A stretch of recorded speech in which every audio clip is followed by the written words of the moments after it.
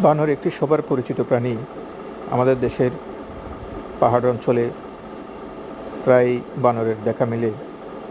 তো দেখুন এই ভিডিওতে একটি বানর মারা গেছে, পাশে তার মা বাচ্চা মৃত বানরটাকে সযত্নে রেখে দিয়েছেন।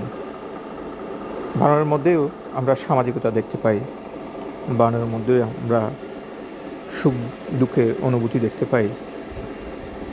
তো বানরদের একটি জিনিস খুবই ভালো লাগে, সেটা হলো কোনো বানরের বাচ্চা যখন মারা যায় তার মা তাকে সযত্নে আগলে রাখে, যতদিন পর্যন্ত ওই মৃত ছানাটি পচে যায় নাই, গলে যায় নাই, কঙ্কাল হয়ে যায় না।